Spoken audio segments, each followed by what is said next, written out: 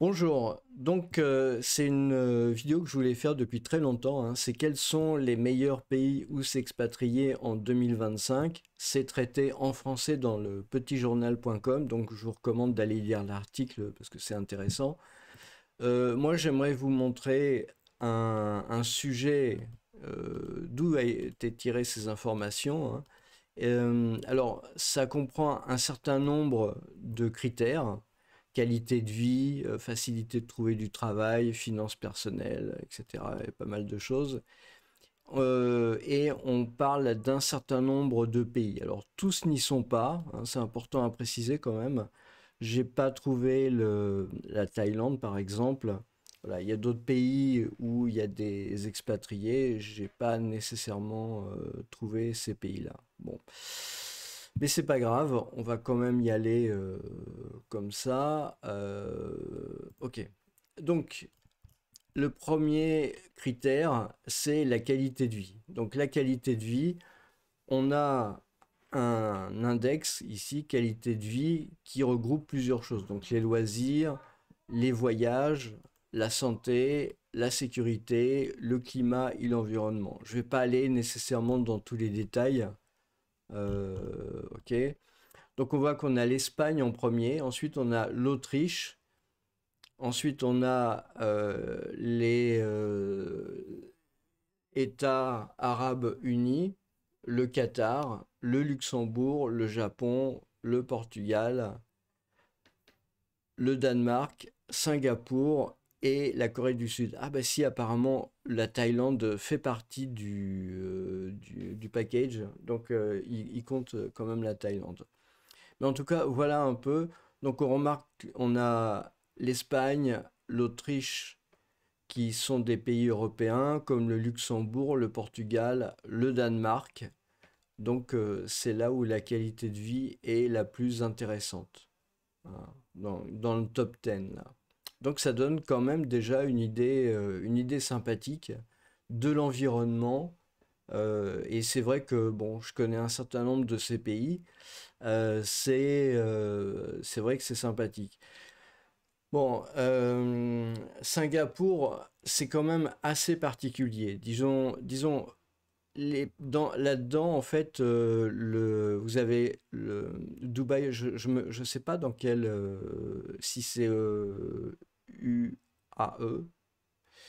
Euh, je sais pas très bien où se trouve Dubaï, à vrai dire, mais des endroits comme Dubaï, le Luxembourg, Singapour, ce sont des endroits assez ponctuels en fait, hein. Donc on se retrouve vite, comment dire, un peu coincé, je dirais, dans un territoire qui n'est pas nécessairement très grand. Par contre, en Espagne, moi ce que je trouve intéressant dans l'Espagne, dans le Japon, moindre mesure le Portugal et la Corée du Sud, c'est l'histoire. Voilà, les monuments historiques, ce genre de choses-là, je trouve ça vraiment très intéressant. Évidemment, il y a les cultures qui sont très différentes, hein. Dans les pays comme le Japon, bah, les mangas, etc. Arriver en sixième position, je pense que c'est assez sympathique. Pour moi, je pense qu'une expatriation au Japon, par exemple, c'est quelque chose de vraiment très intéressant. Bon, le problème, c'est effectivement la question du pouvoir d'achat, hein. Euh, par certains côtés, bon, peut-être les gens qui connaissent ces deux pays seront peut-être pas d'accord, mais je vous donne mon sentiment. Par certains côtés, j'ai trouvé que, en tout cas, le nord du Portugal ressemblait un peu au Japon, c'est-à-dire beaucoup de montagnes très, comment dire, très escarpées en fait. C'est des montagnes un peu particulières et aussi beaucoup d'urbanisation, hein. Quand on est autour de Porto, etc., on voit que c'est en fait très très urbanisé et c'est un peu particulier. Ce côté-là m'a un peu rappelé disons le Japon, aux alentours des montagnes avec aussi énormément d'urbanisation. Sinon, bah, voilà ce que je peux vous dire sur ces pays-là. Donc après, bah, le Luxembourg, vous avez effectivement toute la partie un peu financière. Bon, puis c'est proche. L'avantage aussi du Luxembourg quand même, c'est que c'est entre la Belgique, la France, vous avez l'Allemagne pas loin, euh, oui, qui touche, et vous avez les Pays-Bas pas loin. Donc c'est intéressant le Luxembourg. Disons, c'est assez central quelque part en Europe, donc ça peut être sympa. Bon, évidemment, l'Autriche, c'est vraiment le pays occidental de l'ouverture vers les pays de l'Est, quelque part. C'est un pays qui a toujours fait un peu la charnière entre l'Ouest et l'Est en Europe, hein. Bon, je ne vais pas revenir trop sur l'histoire, mais voilà, ces destinations, moi, je les trouve vraiment tout à fait intéressantes. Je vais me focaliser uniquement sur les trucs principaux, hein. Bah, je ne vais pas aller dans tout le détail parce que sinon, ça serait vraiment trop compliqué. Sauf pour une chose, vous faire quand même remarquer que dans les destinations d'expatriation au niveau de la santé, la France, elle est bonne dernière, hein, en 10e position dans le tableau, là. Voilà. Donc, vous voyez, c'est pas, on n'a pas la position du monde la plus enviable, contrairement à ce qu'on essaye de nous faire croire. Donc, ensuite, vous avez la, la carrière. Donc, il y a différentes raisons pour lesquelles les gens s'expatrient. J'ai bien compris que bah, pour l'instant, sur la chaîne, j'ai beaucoup de gens qui visitent la chaîne, qui regardent mes vidéos. Peut-être c'est pas vraiment leur principal centre d'intérêt, mais je pense que c'est quand même quelque chose de très intéressant. Ça permet de savoir quels sont les pays qui sont un peu vivants, si vous voulez, parce que les pays où il n'y a pas vraiment de business, où ça bouge pas vraiment au niveau de travail, etc., peut-être ils sont un peu moins vivants que les autres, hein. Donc on a en premier lieu le Danemark, bon, l'Arabie Saoudite, la Belgique. Je dois avouer que je comprends pas trop pourquoi la Belgique. J'ai pas été regardé dans les détails. Disons que il y a quand même un problème dans les pays, enfin c'est pas un problème, il y a une caractéristique, on va dire, dans les pays du Benelux, c'est que bah, vous n'avez pas un marché qui est énorme, hein. C'est-à-dire que quand vous allez dans d'autres pays, peut-être vous avez un marché du travail qui est très important. Alors que dans les pays du Benelux, c'est quand même, il y a quand même des secteurs qui sont vraiment très particuliers, hein. Vous avez par exemple au Luxembourg, vous avez plutôt la finance, vous allez trouver aussi peut-être l'informatique. Euh, aux Pays-Bas, vous allez trouver peut-être, je sais pas, tout ce qui est négociation, etc. Euh, ce sont des pays en fait qui ont quand même une histoire très ancienne, hein. Tout ce qui est Benelux, la France a une histoire très ancienne, mais le Benelux en fait aussi, parce que finalement, ils ont une tradition commerciale, commerçante, qui remonte à l'Antiquité, en fait, hein, au moment de Charlemagne, euh, qui était à Aix-la-Chapelle. Donc c'est pas loin, et puis vous avez le royaume central euh, au Moyen Âge, hein, qui s'était formé et où il y avait, disons, la plupart du business en Europe. Et ça a un peu gardé cet esprit, hein. C'est une verticale, les pays du Benelux, la Bourgogne en France, le Lyonnais quelque part, et puis aussi la région de Milan, Turin en Italie, voilà, la Lombardie. En fait, tout ça a formé une espèce de pivot central très orienté sur le business, plus orienté sur le business que la France par exemple.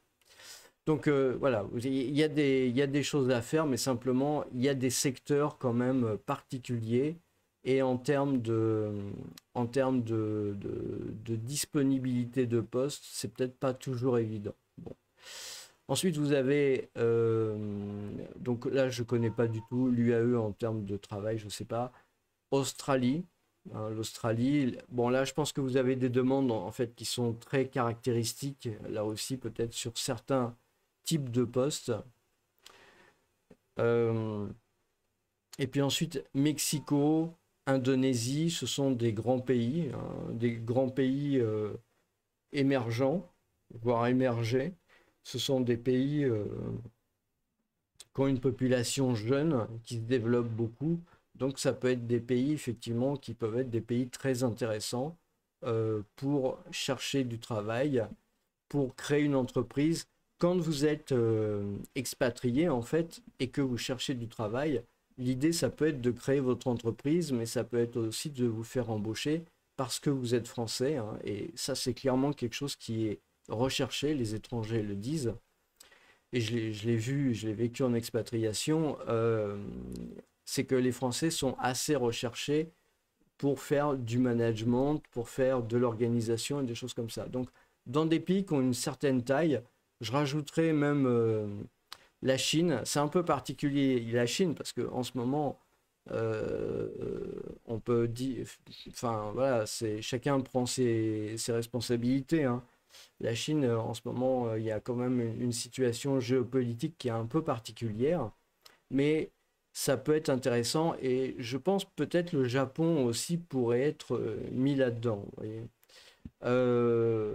En ce qui concerne l'Autriche, c'est pas un pays que je connais personnellement, j'aurais vraiment du mal à en dire quelque chose. Éventuellement, vous pouvez rajouter dans les commentaires, vous mettez d'abord le nom du pays et puis faire un petit commentaire sur ce que vous en pensez. Je vous laisse découvrir pour le reste les détails de l'enquête. Alors, où on peut regarder un peu plus les détails, c'est Expat Essential Index, mais en fait, on va pas regarder ça parce que ce qui est surtout intéressant, c'est cette partie-là. C'est Digital Life, donc c'est évidemment tout ce qui est Internet, hein, tout ce qui est la connexion, tout ce qui est digital. C'est vraiment quelque chose de très important, évidemment. Alors, je sais qu'il y a pas mal d'expats qui ont été en Thaïlande, au Cambodge, à Bali, et qui font régulièrement, par exemple, des vidéos sur YouTube. Il y a des chaînes, il y a pas mal de chaînes qui se sont lancées dans le sud-est asiatique sur ces thématiques-là. Donc ça figure pas là-dedans, mais il y a de la matière, hein, il y a de la matière, ils ont de quoi travailler. Ils ont aussi des coûts qui sont des coûts, peut-être on va le voir plus loin, ils ont peut-être des coûts aussi qui sont inférieurs, des coûts de la vie qui sont inférieurs, donc c'est peut-être plus facile. Mais ça, c'est particulièrement important, hein. Danemark, oui, ok. Pays-Bas, Singapour, ok, normal. La Suède occupe une position quand même un peu particulière. Le Luxembourg, ok. La Finlande, là encore, position très particulière. L'Australie, hein, l'Australie, les USA. Enfin bon, vu ce qu'on a vu sur l'expatriation à partir des USA, euh, quand vous avez la green card, visiblement, vous avez le problème de... Enfin, il faut que vous vérifiez, mais vous avez le problème de taxation, donc ça peut être un problème. Mais je dirais pour aller temporairement, peut-être les États-Unis, ça peut être une bonne chose. Il y a la Nouvelle-Zélande. Bon, c'est un peu isolé quand même par rapport à l'Autriche. Les pays sont le paysage est magnifique, hein, c'est là où on a tourné Le Seigneur des Anneaux, donc c'est assez joli. Et puis vous avez l'UAE, je pense que c'est là où il y a Dubaï finalement. La langue, bon bah ça je vais pas aller là-dedans parce que ça doit être évident pour tout le monde. Trouver un appartement, enfin trouver de quoi se loger, c'est quand même très important. On peut voir que justement les pays du sud-est asiatique sont assez bien placés. Thaïlande, Vietnam, Philippines, Malaisie, Indonésie. On voit qu'il y a beaucoup de choses qui se trouvent dans le sud-est asiatique en termes de logement. Donc c'est pour ça, hein, que vous avez probablement pas mal de youtubeurs qui sont là-bas Euh, alors ensuite, il faut voir au niveau de la qualité de la liaison Internet, c'est quelque chose de vraiment fondamental. Si vous n'avez pas une très bonne liaison, vous allez être très très malheureux parce qu'on s'en aperçoit pas quand on est dans des pays européens où on a genre la fibre, ce genre de trucs-là. Mais quand on est dans des pays, même en Europe, hein, je veux dire, on peut se retrouver dans des pays européens, je ne vais pas citer de nom pour froisser personne, mais on peut se retrouver dans des pays européens avec des endroits qui sont pas nécessairement très isolés du reste, mais où la qualité des liaisons Internet est carrément mauvaise, et là c'est vraiment problématique. Bon, il y a toute la partie administrative qui est importante, hein, pas avoir le fardeau administratif qu'on connaît en France, hein, c'est pas, on sort pas d'un enfer pour aller dans un autre, hein. Donc voilà, bon, disons que là, peut-être UAE et puis Bahreïn, il y a peut-être un peu le problème de la langue. Peut-être Luxembourg, c'est plus facile. Singapour et Pays-Bas, voilà, il faut voir. Je sais qu'il y a beaucoup de choses aux Pays-Bas qui se déroulent en néerlandais, donc on ne peut pas nécessairement considérer que c'est facile, hein. Les Pays-Bas, parce que le néerlandais, par exemple, pour un français, pour un francophone, le néerlandais, c'est pas une langue qui est extrêmement facile. C'est à cheval entre l'anglais et l'allemand. Voilà. Bon, ensuite, vous avez l'Arabie Saoudite. Donc, tous ces pays-là, les pays arabes, hein, UAE, Bahreïn, Arabie Saoudite, Oman, si vous rencontrez des gens, si dans l'administration vous avez des gens qui maîtrisent l'anglais, ça va. Sinon, évidemment, c'est un souci. Dans le même ordre d'idée, bah, vous avez l'Australie, Hong Kong, New Zealand, donc tous ces pays-là maîtrisent l'anglais, donc normalement l'administratif ne doit pas vraiment être un si gros problème que ça. Voilà. Mais ça c'est important. En fait, il faut quand même regarder la partie administrative au regard de la langue quelque part. Et puis pas oublier bah, le logement, c'est important. En ce moment en Europe, vous avez une crise du logement, c'est pas que en France. Et donc, bah, ça peut être un problème pour trouver de quoi vous loger. Je pense en particulier l'Espagne. L'Espagne, c'est un super pays, hein, c'est génial, c'est normal que ça soit en tête de classement, etc. Mais par contre, pour trouver de quoi se loger, en particulier en Catalogne et dans le Valenciennois, c'est carrément la croix et la bannière. Les locaux, les Espagnols ont du mal eux-mêmes à trouver quelque chose et la situation est vraiment extrêmement tendue. Donc, voilà, le problème, c'est que voilà, le problème de l'Espagne, c'est que la qualité de vie, ok, elle est très bien. Le problème, c'est que en pratique, c'est quasi pas, c'est quasi très difficile de trouver un logement. Et ça, c'est vraiment un problème. Donc, si jamais votre idée c'est d'aller en Espagne ou au Portugal, parce qu'il y a un peu le même problème au Portugal, il faut être clair, eh bien, à ce moment-là, la première chose que vous devez absolument regarder, c'est comment vous allez faire pour trouver un logement sur place, hein. Ça, c'est vraiment les deux trucs essentiels pour ces deux destinations-là. Et c'est pour ça que c'est difficile. Ensuite, vous avez les finances personnelles. Alors, moi, d'après ce que j'ai compris hein, de la manière dont ils ont arrangé ça, en fait, c'est principalement le coût de la vie, hein. Donc, effectivement, vous avez un moindre coût de la vie au Vietnam, en Colombie, l'Indonésie, le Panama, Philippines, l'Inde. Ouais, l'Inde et la Chine, ce sont quand même des pays assez particuliers. Je vais y revenir à la fin. Vous avez le Mexique, la Thaïlande et le Brésil. Bah, disons que dans toutes ces destinations, c'est vrai qu'il y a des pays avec lesquels, quelque part, on peut... l'expatriation est peut-être plus facile. Le Vietnam, il y a pas mal de relations historiquement hein, entre la France et le Vietnam. La Colombie, bon, c'est un pays latin, donc voilà, c'est d'Amérique latine. Il y a l'espagnol. On a quand même des choses en commun. C'est un peu pareil avec le Mexique hein, et avec le Brésil d'ailleurs. On sent vraiment qu'il y a un courant qui passe, hein, il n'y a pas de problème. Le Panama, bon, c'est un peu dans la même veine. L'Indonésie, c'est un peu différent, mais ça reste quand même des pays, à vrai dire, un peu à taille humaine, comme le Vietnam, je dirais l'Indonésie, les Philippines, la Thaïlande. Voilà, c'est des pays à taille humaine, touristiques, mais où on n'est pas écrasé nécessairement par le poids de la civilisation. Et donc, quand on parle, donc là on est sur les finances personnelles, mais je vous donne mon opinion sur ces pays-là parce que c'est quand même important. L'Inde et la Chine, ce sont des pays qui sont des pays très particuliers. Pourquoi ce sont des pays très particuliers?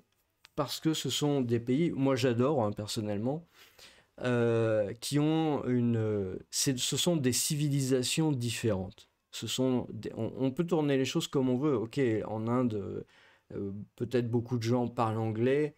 Il y a beaucoup de Chinois aussi qui s'y mettent aussi. Ce sont des civilisations différentes, c'est-à-dire que ce sont des univers différents. Quand vous prenez l'avion, vous décollez d'Europe, vous atterrissez en Chine, c'est un peu comme si vous étiez monté dans une fusée et vous arrivez dans une autre galaxie. Je veux dire, c'est un peu le même genre de sensation. Alors, les touristes, peut-être, ne vont pas sentir ça parce que c'est quelque chose qu'on ressent au bout de quelques semaines sur place. C'est-à-dire qu'au bout de ça le fait aussi un peu au Japon, hein. Au bout de quelques semaines, quand on commence à prendre un peu ses repères, on s'aperçoit que justement, on a vraiment beaucoup de mal à avoir des repères. Et donc là, ça peut être un peu difficile. Euh, Clairement, c'est deux pays pour lesquels moi comment dire, euh, je sais qu'il y a des gens qui s'y sont sentis très très mal, à tel point qu'ils ont carrément pas pu rester dans le pays. Ils ont été obligés de partir parce qu'ils n'arrivaient pas à supporter le pays. Ça veut dire, au bout de quelques jours ou quelques semaines, ils pétaient un câble. Ça arrive, hein, je veux dire, il y a l'effet, comment il s'appelle, Stendhal, je crois, qui visitait Florence et aussi qui lui est arrivé un peu quelque chose dans le même ordre d'idée. Donc, je veux dire, c'est pas quelque chose de. Voilà. Et donc, ce sont des pays qui peuvent être assez durs psychologiquement, il faut le dire, hein, je veux dire, à vivre dans le cadre d'une expatriation parce que tout est tellement différent, tout est tellement présent là que c'est pas nécessairement facile. En plus, bon, en Inde, vous avez peut-être la facilité de la langue, pas trop en Chine, donc voilà, il faut se mettre à la langue locale. Mais ce sont des pays qui sont vraiment passionnants. Voilà, c'est pas, c'est des monuments. C'est-à-dire, une fois que vous avez été en expatriation en Inde ou en Chine, vous êtes marqué, ou même au Japon, je veux dire, vous êtes marqué, quoi. C'est pas pareil que si vous avez été en expatriation en Thaïlande ou au Brésil ou dans des autres pays comme ça, quoi. Ou aux États-Unis ou au Canada. Donc c'est vraiment très particulier. Donc je sors un peu du top 10 hein, pour donner mon avis parce que je connais un peu plus l'Asie euh, sur ces sujets-là. Mais voilà, donc au niveau des finances personnelles, je pense que même dans des pays européens comme le Portugal ou l'Espagne, vous avez des choses qui sont pas chères. Mais le bémol, c'est comme je vous ai déjà dit, il faut trouver un logement. Et ça, c'est vraiment très très compliqué, quoi. Je veux dire, il faut s'adresser à des gens vraiment qui connaissent sur place. Moi, je vous recommande vraiment, hein, vraiment sur place, contacter des francophones, puisque je m'adresse quand même à un public francophone, contacter vraiment des francophones de manière à pas avoir de surprise. C'est vraiment quelque chose de très important pour éviter de vous faire rouler dans la farine. Enfin, je veux dire, il n'y a pas d'autre, on ne peut pas dire ça autrement. Malheureusement, c'est quelque chose qui arrive en Encore en 2024, il y a pas mal d'histoires en Espagne, hein, enfin, j'en ai entendu en Espagne. Au Portugal, faut voir, j'ai pas eu de retour sur le sujet, mais la tension au niveau des logements étant la même, je me pose quand même des questions. Donc l'idée, voilà, c'est faites attention à ce sujet-là. Donc voilà un peu ce qu'on peut dire au niveau des destinations d'expatriation. Euh, donc en fonction ensuite de vos objectifs de vie, après vous pouvez choisir euh, voilà, qu'est-ce qui vous intéresse le plus. Euh, est-ce que vous voulez, est-ce que vous voulez trouver du travail? Est-ce que vous voulez... vous pouvez être déjà en expatriation dans un de ces pays-là et avoir envie de changer, hein, bien entendu, hein. Je veux dire, c'est aussi un peu une vie d'expat d'avoir envie de changer régulièrement de pays. Donc, est-ce que vous avez envie de trouver du travail? Est-ce que vous avez envie de développer ou de créer une activité, une entreprise? Là encore, je vous recommande très chaudement d'y jamais y aller seul, mais d'y aller avec, sinon de vos compatriotes, au moins des francophones, de manière vraiment à vous faciliter la tâche, à vous mettre des boulets aux pieds. Et puis, donc j'avais fait publier aussi un sondage, hein, donc voir les frais, par exemple, si vous voulez faire du trading en bourse, hein, de l'investissement, des choses comme ça, en fonction des pays, bah, ça peut être plus ou moins intéressant. Donc ça peut être vraiment un critère de choix. À quel broker vous pouvez avoir accès? Euh, si vous voulez faire du trading, c'est important quand même de trouver un pays qui soit Digital Life compatible. Je sais pas s'il y a la liste en fait de tout le. Il y a ouais, vous avez ça ici. Dans le fond de la page, vous avez une liste là en petits caractères avec Digital Life. Donc, ouais, Spain en 15e position. Bon, ça dépend les endroits, on va dire.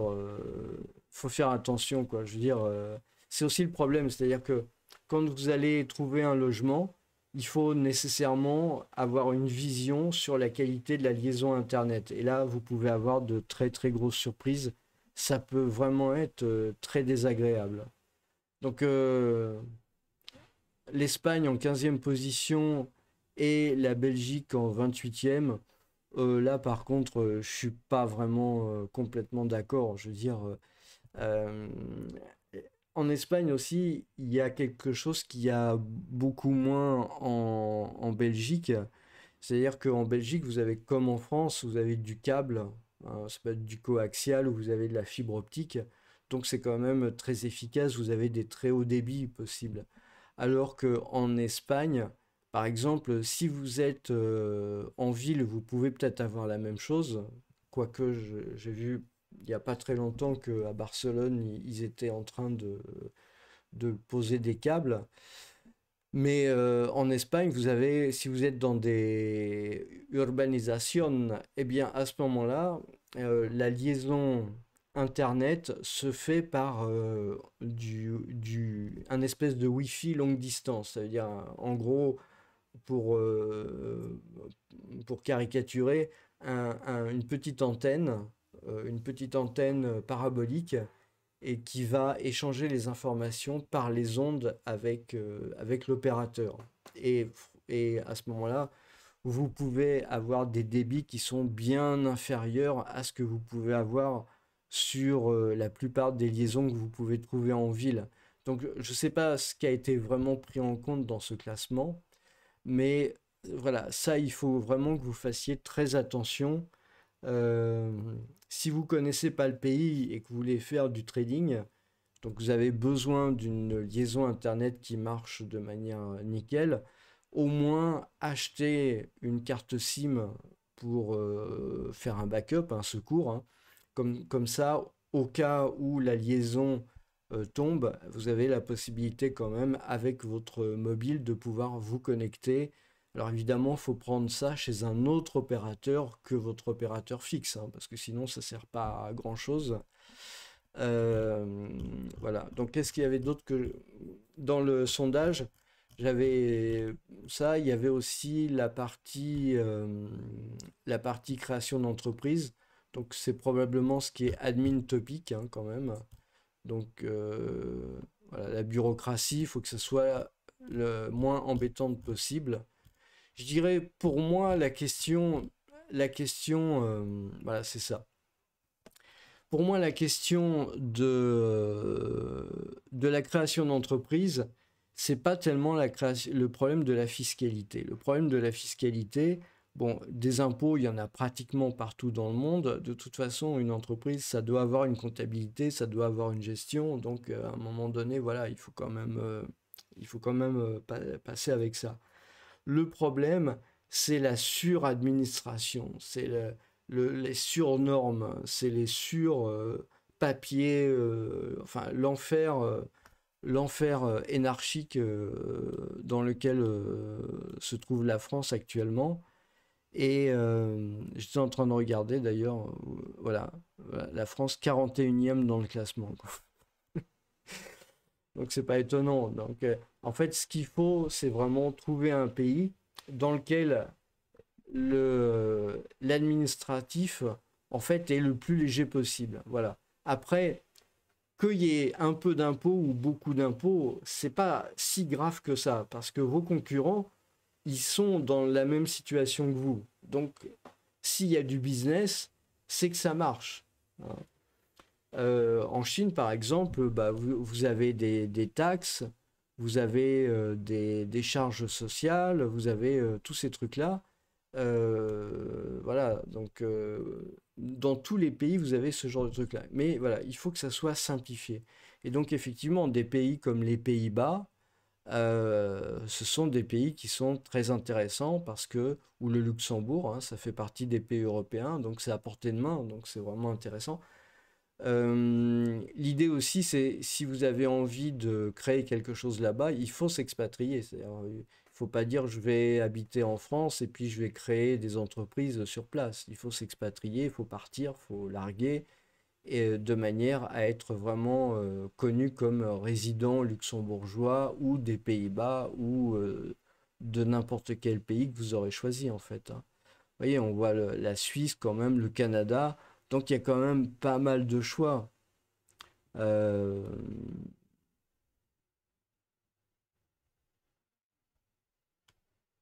Oh, la France, 41e, hein, quand même. C'est quoi? Administratif, ouais. Donc voilà. Donc ça c'est intéressant. Donc voilà, vous avez là le nom du site web, hein, Internations Expat Insider. Vous avez la référence aussi à consulter. Quels sont les meilleurs pays où s'expatrier en 2025? C'est lepetitjournal.com. Et bah, je vous laisse regarder tout ça. Si vous avez des questions, n'oubliez pas pour une fois de mettre le pays dans le commentaire. Et bah, c'est pas nécessaire pour cette vidéo-là de faire des commentaires sur la France. Mettez juste des commentaires ou des questions sur les pays d'expatriation. Et voilà. Ok, ben je vous remercie et je vous souhaite une bonne journée.